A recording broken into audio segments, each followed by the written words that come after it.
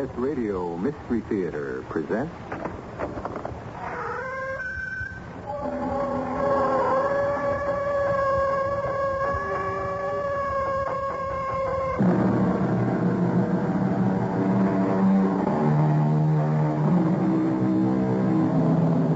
Come in. Welcome.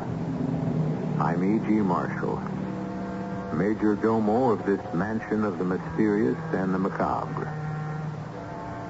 This is the story of a search for a wild talent. You'll learn all there is to know about wild talents very soon, and you won't like it. In a sense, this is a treasure hunt, but the prize isn't money or jewels or pirate gold. No, nothing like that. And there isn't any ancient treasure map. No, just a very modern telephone directory, which a man carries with him in his car as he drives from address to address throughout the city. Mr. Buchanan? Yeah? May I come up, please? Who are you? My name is Davis. John Davis. What do you want? I want to offer you a reward, Mr. Buchanan. $5,000. What? You heard me. $5,000. If. If what? Well, why don't you let me come up and tell you? $5,000? Okay, come on up.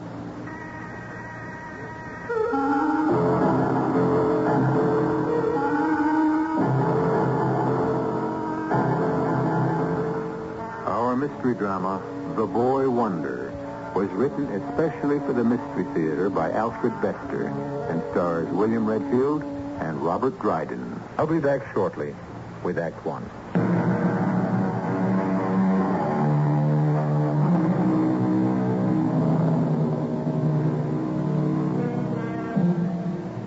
The treasure hunter is named Marion Perkins Warbeck. He is an intense young man, afflicted with an education and inspired by a purpose which most people would regard as lunatic. But then they don't know about wild talents. Marion Warbeck has been telling lies about himself and his search all through the city. And he's lying now to Jason Buchanan. Yeah? It's me, Mr. Buchanan. John Davis, with that reward. $5,000. Right, but I said if. May I come in? Sure. This way. Thanks. Now, what's all this, anyway? Nice apartment, Mr. Buchanan. Looks lived in. You got a family? Yeah. Now, about that $5,000. Is this some kind of fancy put on? Oh, no, not at all. I'm from the Science Institute. Never heard of it. Well, that's understandable. We're a very quiet organization devoted to research, but we're big, Mr. Buchanan. So? What about the $5,000 reward? Well, we've got a new research program fully funded to check out the flying saucer mystery. Flying saucers? Yes. You've heard of them. Yeah, who hasn't? But Oh, I know. You don't take the report seriously, but we do. Very seriously. You see, we're trying to put together firm reports of flying saucer sightings, and we're offering a $5,000 reward to reliable witnesses who will be willing to come forward and give evidence. you guys must be crazy. No, not at all. Have you ever seen a flying saucer? No. Oh, that's too bad. Anyway, that's a lot of bunk. Flying saucers? Well, you're entitled to your opinion. Have your children ever seen them? What? Your children. You do have children, don't you? Yeah, but they... How many? 2. Them flying saucers never... Are either of school age? What? Your children, school. Do they go to school? Yeah, the boy's 28, the girl's 24. They finished school long ago. Oh, I see. Either of them married? Both. Do they have families? What's this got to do Just with... answer the question, Mr. Buchanan. Do you have grandchildren? Yeah, 5. Ah, living in this city? No, they didn't like it here, so the families took off. I see. Too bad. But about them flying saucers, you scientists, doctors, ought to... We are. Thank you very much, Mr. Buchanan. Sorry about that $5,000. Don't bother to see me out.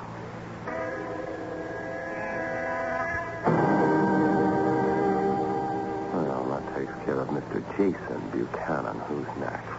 Let me see. Here we are. Alfred Buchanan, 776 Post Road. Yes, as listed.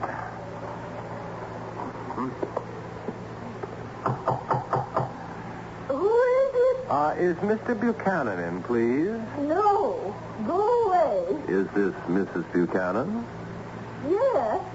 Go away. My name is Cook, Mrs. Buchanan. David Cook. May I come in, please? I don't let strangers in when my husband's away. I'm here about free prizes, Mrs. Buchanan. What? Free? Prizes? For who? You? From who? Well, if you'll take the chain off and let me in, Mrs. Buchanan, I'll explain. Well, you don't look like a crook. I'm not, ma'am. On my honor. I always tell the truth. Come in, Mr. What'd you say your name was? Cook. David Cook. This way. Thank you. Want some coffee? No, thank you. Sit there. No. What's all this about prizes? Free prizes. Well, I'm from Worldwide Broadcasters. Never heard of Oh, them. you will, ma'am. You will. We're preparing a list of names for prize competitions. People who would be willing to appear on shows and win prizes. You know about that, of course. I sure do. Would you be willing? Who wouldn't? Oh, indeed, yes. Who wouldn't? Have you ever won a prize in a contest? No, I never, because I never got a chance. Well, maybe you will now, Mrs. Buchanan. Did your husband Did my husband what? ever win a prize? Who, Al? Never. He never got a chance either. Well, maybe he will, too. And what about your children? Children? Your children, have they ever won prizes? Ain't got no children. Oh. Nephews named Buchanan? Ain't got no nephews. Just me and Alf, Mr. I forget your name. Wook. D.H. Wook. Thank you very much, Miss Buchanan. You'll be hearing from us.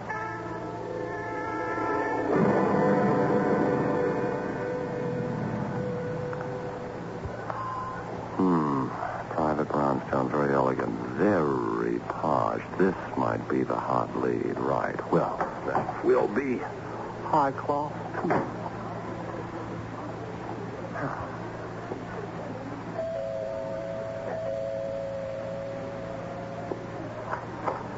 Yes? I beg your pardon. Sorry to intrude. Would it be possible to see Mr. Foster Buchanan, please? At this hour? Well, I know it's rather unconventional, but I'm from the Business Safety Council, and I... Are you, indeed? Oh, yes, I am, indeed. And if you'll tell Mr. Buchanan that I won't take more than 5 minutes... I'm Buchanan. Well, how do you do, sir? My name is Acorn. Roger Acorn.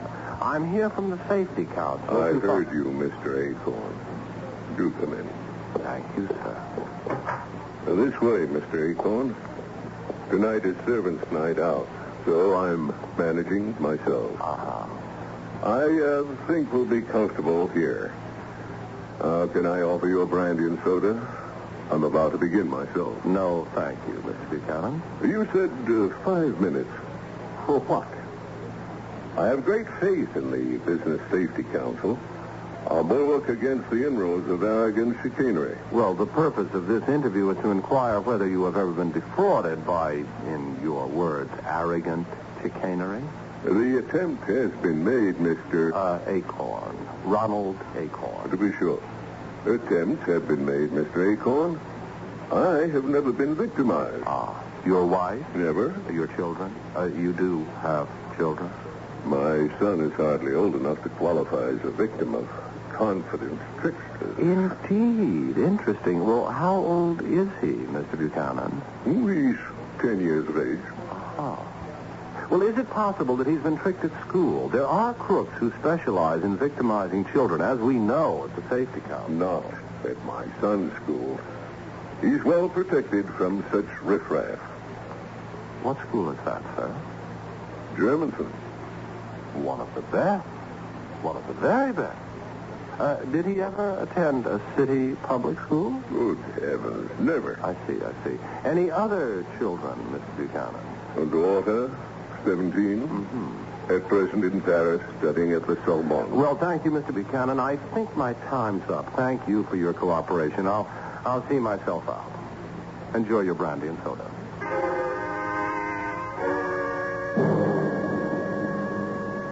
Hey, mister.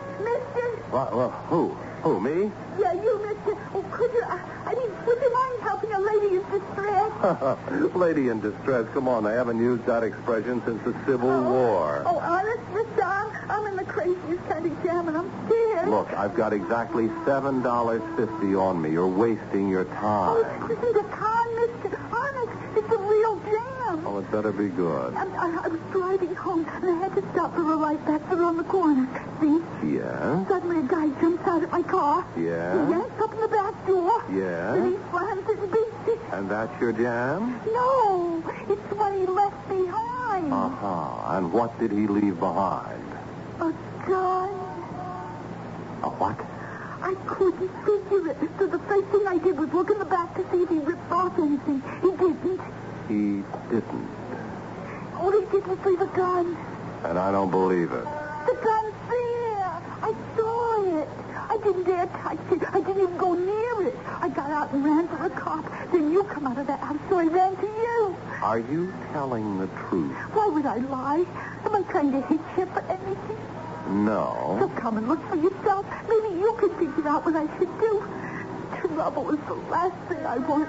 Come on. Well, I still don't believe you, Miss Daisy Telford. I still don't believe you, Miss Telford, but I'm incredibly curious. My one vice. Would I make up a story for the sake of $7.50? You didn't know how much I had on me. You look like you have more. That hurts. Frankly, no. So trust me a little. Here, this is my car. Go ahead. Look. You said the back of the car? On the floor. Well, I don't see any gun. On the far side, behind the driver's seat. On the far side. A gun on the floor, she says. Dropped by a mysterious stranger. Oh, Joe. You didn't have to hit him so hard. He's such a nice guy. Daisy, baby, when Joe Davenport cools them, he cools them for keeps. Okay, let's move it out. Mr. Herod's waiting. Come on, rise and shine. Everybody up. All right, that'll do, Joe. I think he's coming around. You shouldn't have clobbered him so hard. He's such a It's nice... all yours, Mr. Harris. Mr. Warbeck. Mr. Warbeck, can you hear me? Can you respond? I won't keep you very long. You'll leave laden with apologies. Just as soon as you tell me what kind of crook you are and who's behind you. What? Crook? Who? Mr. Warbeck, please, pull yourself together, or Joe will have to resume with his muscle, which can't be very pleasant. I can make it a lot less pleasant, Mr. Harris. Mr. Warbeck, can you tell me why you, ostensibly a harmless school teacher, have suddenly decided to cut yourself in on my Buchanan caper?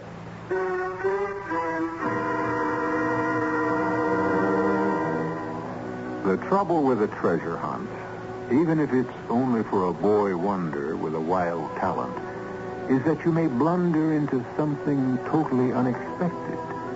But you don't know about wild talents and their incredible value yet. You'll find out in the second act, which will begin in just a few moments.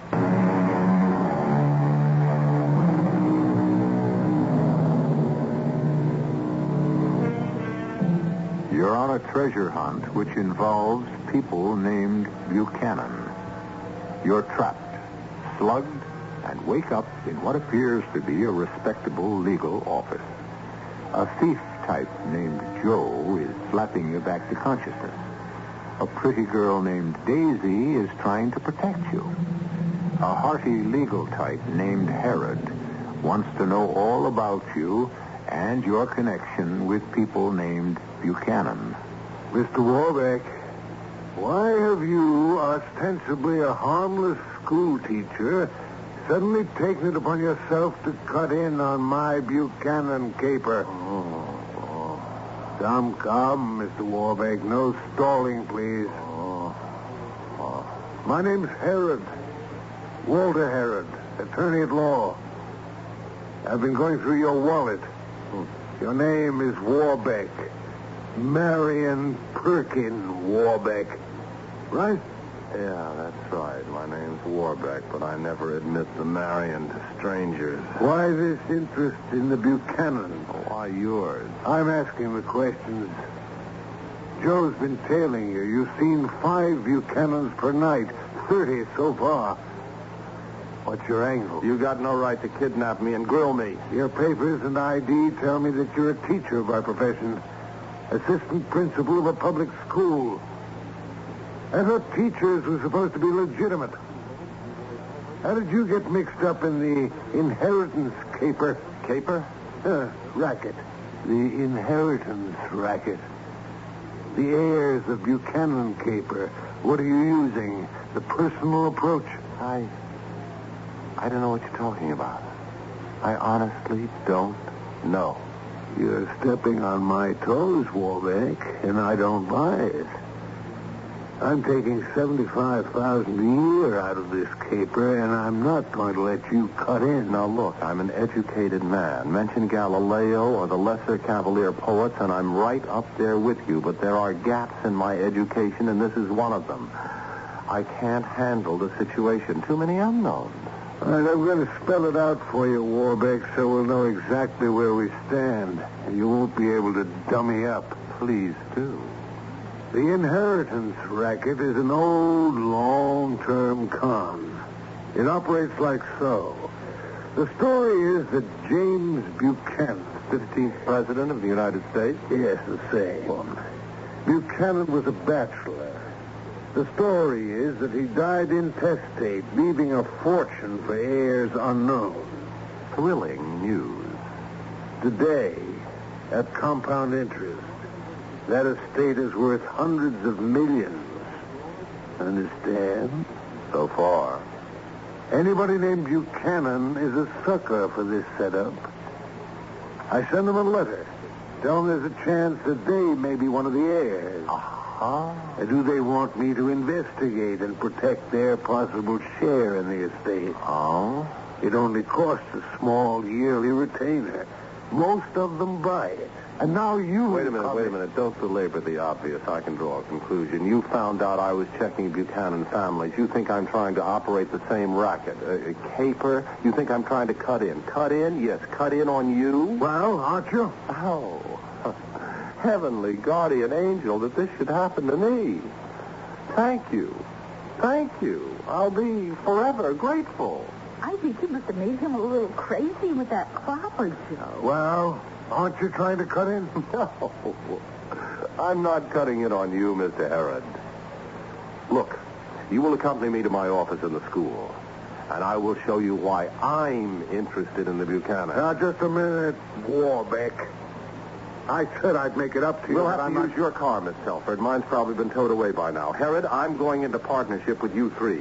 You've got what I need to locate one particular Buchanan. He's 10 years old, and he's worth millions more than your phony $100 million.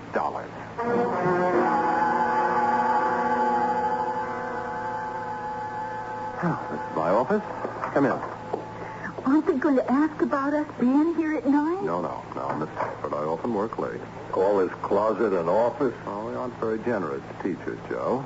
Sit down, everybody, if you can find somewhere. And this, Miss Telford and gentlemen, is my buried treasure. You've got $1 million stashed in that file? No, Mr. Herod, just a composition.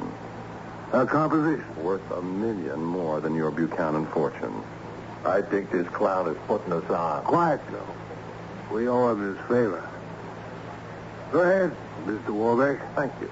Now, a school assistant principal has to supervise classes. He reviews work, estimates progress, irons out student problems, and so on. I do this by random samplings. We have 900 pupils in this school. I can't supervise them individually. Is he supposed to be saying something? He is, Joe. Just listen. I'm waiting for the money talk. Here it is, Joe. Looking through some fifth-grade work last month, I came across this fantastic composition. It was written by Stuart Buchanan of the fifth grade. His age must be 10 or thereabouts. Now, the composition is entitled My Vacation. I'll read it to you, and you'll understand why Stuart Buchanan must be found. This is the money? Yes, Joe, this is the money. My Vacation by Stuart Buchanan. This summer, I visited my friends. I have 4 friends, and they're very nice. First, there is Tommy, who lives in the country, and he is an astronomer. Tommy built his own telescope out of glass 6 inches across, which he ground himself. He looks at the stars every night, and he lets me look even when it is raining cats and dogs. Wait a minute, Warbeck, are you putting us on? Patience? Now, let's see. Cats and dogs. We could see the stars because Tommy made a thing for over the end of the telescope which shoots up like a searchlight and makes a hole in the sky to see right through the rain and everything to the stars. Well, Mr. Herod, what do you think of Tommy, the astronomer? I don't understand this at all. Well, it couldn't be simpler. Tommy gets bored waiting for clear nights. He invented something that cuts through clouds, a funnel of vacuum, so he can use his telescope in all weather. And what it amounts to is a disintegration beam. How do you say? The hell I don't. Next friend of Stuart's, and I quote, Then I went to Anne Mary and stayed 1 whole week. It was fun because Anne Mary has a spinach changer for spinach and beets and string beans. What the devil is a spinach changer? Spinach changer. Spelling isn't one of Stuart's talents. Where was I? Oh, yes, here. When her mother made us eat them, Anne Mary pressed the button, and they stayed the same outside, only inside they became cake, cherry and strawberry. I asked Anne Mary how, and she said it was by Enhev. You've lost me. Simple. Anne Mary doesn't like vegetables. So, she's just as smart as Tommy, the astronomer. She's invented a matter transmuter. She transmutes spinach into cake, cherry or strawberry. Cake she eats with pleasure. So does Stuart. And you're crazy, Warbeck. Not me. The kids. They're geniuses. There's only one label for them. They're wild talents. Wild talent? What's wild talent? Later. Let's finish up with Lazy Ethel. I continue to read Stuart's composition. My friend George has a sister Ethel who is the laziest girl I ever saw. She is big and fat and hates to walk. So when her mother sends her to the store, Ethel thinks to the store and thinks home with all the packages and has to hang around George's room hiding until it will look like she walked both ways. George and I make fun of her because she is fat and lazy, but she gets into movies for free. The end. I don't believe it. I don't believe it. Great little girl, Ethel. She's too lazy to walk, so she teleports. Then she has to hide with her packages while George and Stuart make fun of her. Teleport? That's right, Miss Telford. She moves from place to place by thinking her way there. Oh. There ain't no such thing. There wasn't until Lazy Ethel came along. There wasn't any disintegration beam until Tommy the astronomer invented one. And Anne Mary invented a matter transmuter because she doesn't like spinach. That, friends, is wild talent. Children accomplishing incredible things for childish reasons. I still don't believe it. That kid's got a wild imagination, that's all. Possibly. You just give me 5 minutes with this Stuart Buchanan. I'm a lawyer, and I'll find out. I had the same idea myself. I'm a teacher, and I can find out, but I can't. Why not? Because Stuart Buchanan's done the impossible. He's disappeared. Lock, stock, and barrel. Gone without a trace. He can't be found. Well, which proves he was lying. You caught him in the lie, and he ran. You still think this was just his imagination, Mr. Herod? Well, what else? I'll tell you what else. And that part about Anne Mary. Where is it? It's the one who doesn't like spinach. That's the one, Miss Telford. Here. Now, quote. Anne Mary pressed the button, and they stayed the same outside, only inside they became cake, cherry, and strawberry. I asked Anne Mary how, and she said it was by Enhev, end quote. That's E-N-H-V. So, that's a kid's gibberish word. No, Herod. That's how Anne Mary transmuted manna. Well, would a kook word like enva? Come on. No, not enva, Joe. It took time, but I figured it out. That's Planck's quantum equation. E equals NHV. One of the most abstruse concepts in theoretical physics. Well, Herod? The kid invented that, too. There's coincidence. That sound likely? Well, then he read it somewhere. 10-year-old reading quantum mechanics? Nonsense. Oh, damn it, you let me at that kid for 5 minutes. Me too, but he's disappeared. That's why I've been checking every Buchanan in the phone book, trying to locate him. The day I read this composition and sent down for Stewart to have a talk with him, he disappeared into thin air and hasn't been seen since. Well, what about his family? Trouble disappeared, too. What's more, every record of their location had disappeared. A few people remember them vaguely, but that's all. They split, huh? Oh, the very word, Joe. Thank you. Well, what a situation. Here's a child who makes friends with child geniuses. They're making fantastic discoveries for childish purposes. Who knows? Maybe Stewart's got other friends with wilder talent. Is this Stewart a wild talent, too? Probably. Kids generally hang out with their peer group that shares the same interests and talents. And what kind of genius is he? I don't know. A genius for disappearing, maybe. He blabbed like a child in his composition. When I sent for him, he got scared like a child, ran away, and covered his tracks. How did he get into the school file? I don't know. All I know is he destroyed anything that might lead to it. Stewart has run away, and we have got to find him. Just to find out if he's smart? No, Miss Telford, to find his friends. He's the only lead. Surely I don't have to explain. What would the Pentagon pay for a disintegration beam? How many millions would an element transmuter be worth? If we could teleport, travel by mind alone, how powerful would we be? My goodness. Mr. Harris, this professor's almost got me convinced. How about you? Mr. Warbeck, your caper makes us look like pikers. Thanks for letting us cut in on you. We'll pay off. We'll find that kid.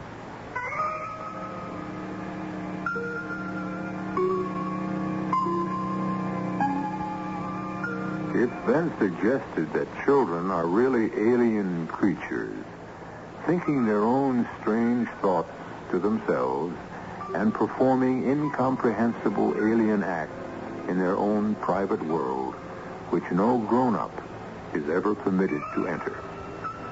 Is Stewart Buchanan a doorway to this alien world? And if he's found, what will his world be like? Act 3 will tell us in just a few moments.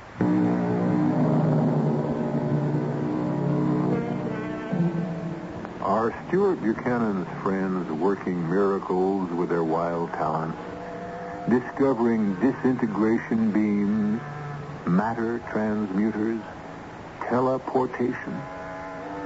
If not, does he have a wild imagination? And if he merely imagined all this, why and how has he disappeared without a trace? The only answer is to find Stewart Buchanan and question him. Walter Herod, attorney at law, is explaining to the boy's teacher how this can be done. It's not possible for anyone to vanish without a trace, Warbeck. Even a genius with a wild talent for crime? You've been blundering around chasing after Buchanans in the phone book. There are other angles. You don't run after a missing person. You look around on his back trail for something he dropped. A genius wouldn't drop anything. All right, let's grant the kid's a genius. But a kid's a kid.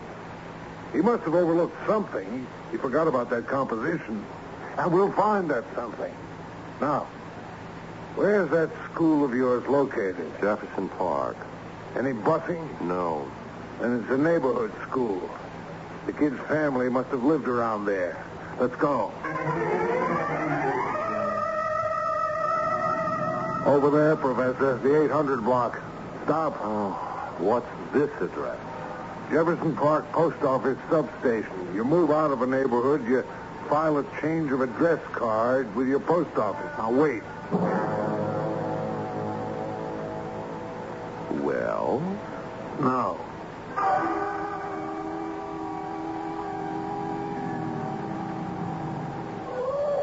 And what's this? Election board. All voters are registered. If a voter moves from one election district to another, provision is usually made that a record of the transfer be kept. Ah, clever. Stewart could hardly think of that. Yeah, I'm hoping. Wait for me. Well? No.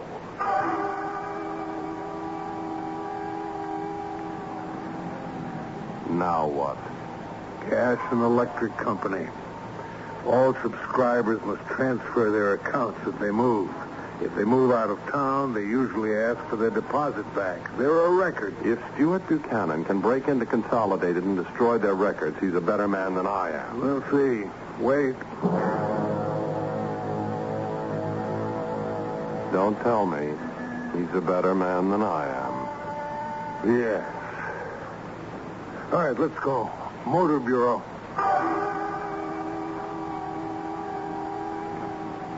No, huh? No. All right, let's go back to my office. I can't stand any more disappointments.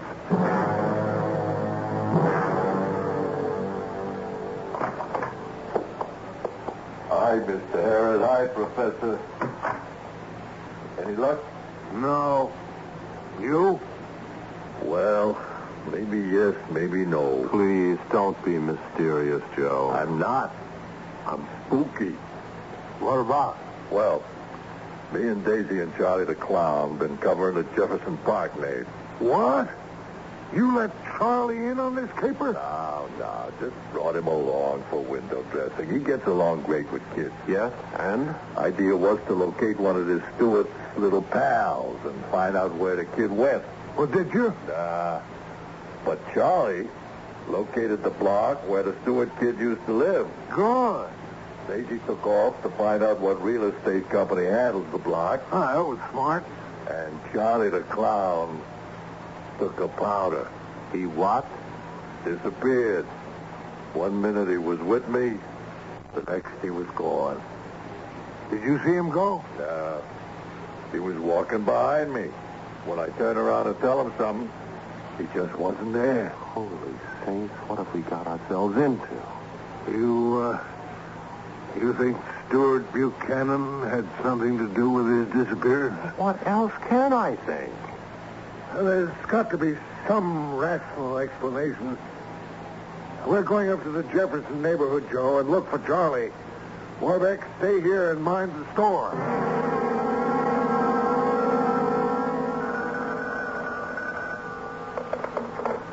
Office of Walter Herod, attorney at law.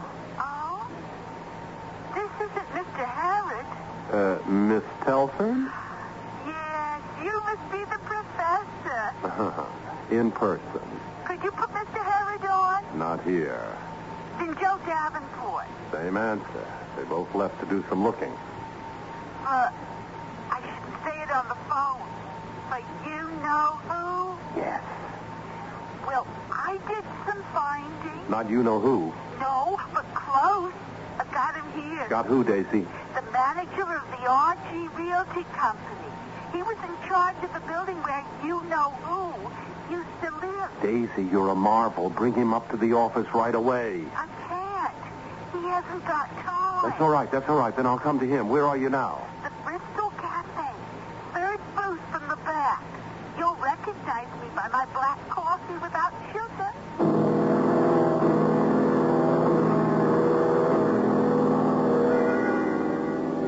Over here, Professor. Oh, I got here as fast as I could.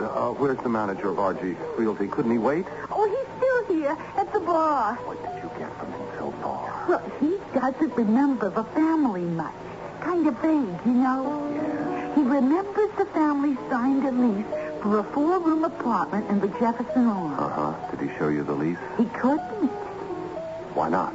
It wasn't in the files. It was gone. Oh, I might have known. Everything about thought the family was gone. We've been wondering what kind of wild talent Stuart Buchanan has. Maybe the boy is a thief genius. How does he get at every trace, every record, and destroy it? Now, what's taking R.G. Realty so long at that bar for? Are you sure he didn't take a powder? Run out on you? No, his hat and coat are hanging right here. He must be at the bar, in a check jacket. Oh, I don't see any check jacket. Do you? No. 3 men there, and nobody checked. Daisy, I'm afraid we've lost another. Oh. I think he's knocking us off one by one.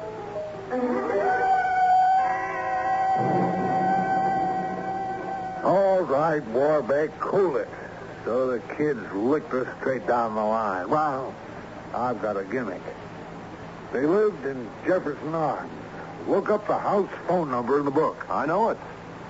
There was a Buchanan listed at that address, and I checked them. Well? Moved out, gone. The janitor told me.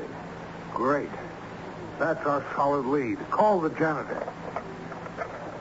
Well, he told me everything he knew, and it was nothing. Buchanan lived there, left, period. Hello? Oh, Mr. Rysdale, I'm that teacher, Mr. Warbeck, who talked to you before about... Yes, that's right. Well, I've got a friend here, wants to ask you something else. There you are, Herod. Hello. Yeah, well, listen, sir. When anybody moves in or out of a building, the janitor... the super... takes down the name of the movers in case they damage the building. Well, yes, I'm a lawyer. I know this. It's to protect the building in case an action has to be brought, right? Yes, that's right. Now, who moved the Buchanans out? Yes, I'll wait. Yes? Oh, thanks. We've got it made. Made. The Avon Moving Company, truck number G4.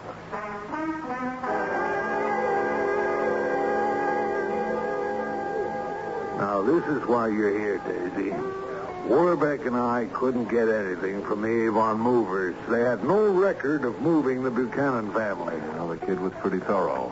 I'm dying to meet him. But they did have a record of the men who worked truck G4 that day. We contacted one of them, and he's going to meet us here in this bar after he quits. What for? Tell us everything he can remember about the job. Including where he moved the Buchanans to. So why me? You want I should ask him something? No, Daisy. I want you should soften him up. You know, ask him. Here, hold it. This must be the guy. Oh, good evening, Mr. Moore. It is Mr. Moore. Yeah, Patty Moore.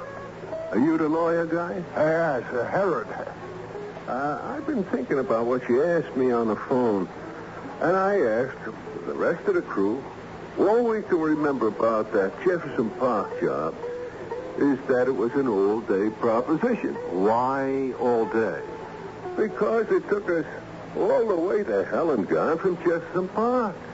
Where to? Old Town suburb. Old Town? What street in Old Town, Mr. Moore? Maple something. Maple Road. What number? I couldn't remember. That kid again. Well, we know the street, and I think Daisy may be able to coax Moore into remembering the number. Daisy, love, why don't you and your friend Patty Moore... Daisy? Where'd she go? She was right there. She just up and Gone. Just like that. Gone.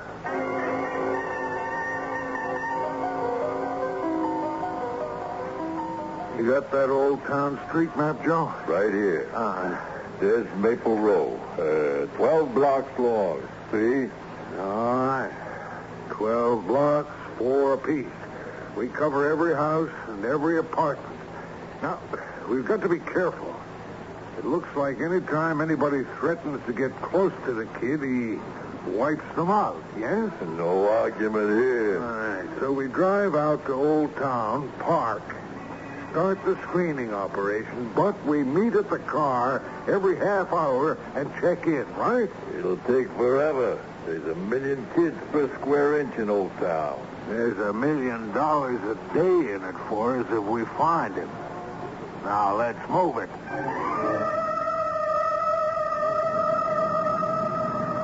Professor? Present and accounted for, thank heavens. Where's Joe? Coming. I got mixed up in a stickball game. Did you case the kids playing in the street, Professor? I looked them over. No Stuart Buchanan.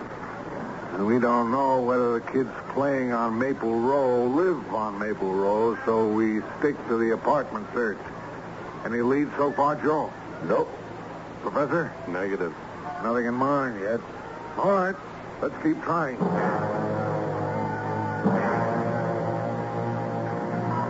Any luck, Professor? Not yet. You? No. Where's Joe? Last time I saw him, he was down the street trying to sidestep potsy game. Only girls play potsy. Only girls. No Stuart Buchanan. Where the devil is Joe? Is he always on time? Always. Well, maybe got a hot lead. You believe that? I want to believe it. What do you really believe? That Joe got too close. And the kid got it. But how? Same way he got Charlie the Clown, and that manager, and Daisy. Maybe Joe got scared and quit. No, not on $1 million. Herod, how does the kid do it? I'm scared. So am I. You want to quit now? We can't. If the boy's that dangerous, we've got to find him. Oh, we know what to do. We both cover Joe's sector. I'll take the right side of Maple Row, you take the left. We meet here every half hour, and we'll be strictly on time. If Stuart Buchanan lets us. And if one of us is late, honk the horn as a reminder. Make it 2 long, 1 short. Got that? Let's go.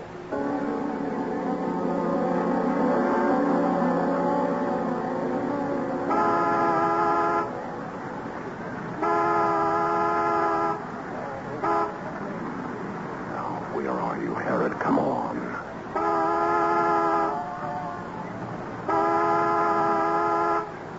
Oh, for Pete's sake, Herod.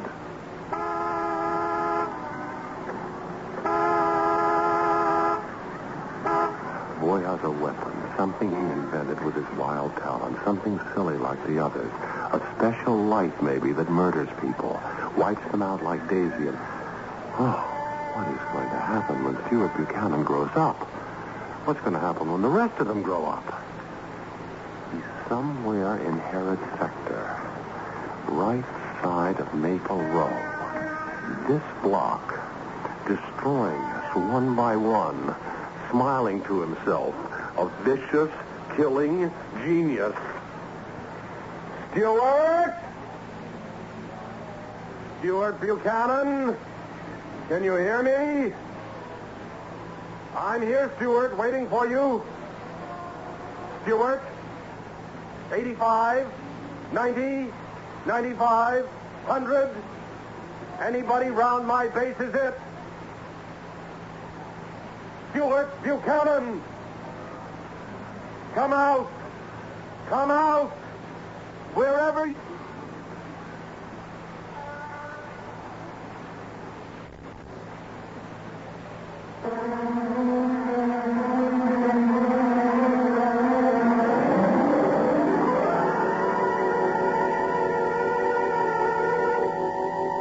Stuart Buchanan, come out, wherever you are.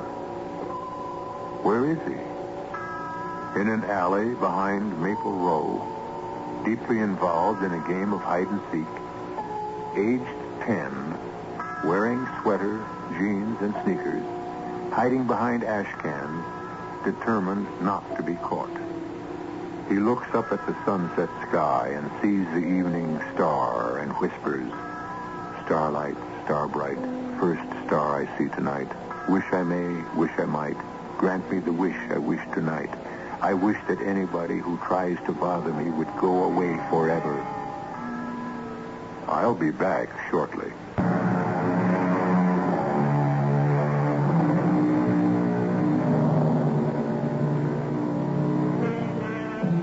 Stuart Buchanan is unaware that he has disposed of Warbeck, Herod, Joe, Daisy, and scores of others who disappeared forever. That he has forced his parents to move from Jefferson Park. That he has wiped out almost every trace of himself in his innocent desire to be left alone and happy. He is unaware that he is a genius with a wild talent. The power of this boy wonder is for wishing and making his wishes come true. And I sincerely hope that none of you has a wild talent in your family. Our cast included William Redfield, Robert Dryden, Ken Harvey, Martha Greenhouse, and Dan Ocko. The entire production was under the direction of Himan Brown. This is E.G. Marshall inviting you to return to our Mystery Theater for another adventure in the macabre. Until next time, pleasant dreams.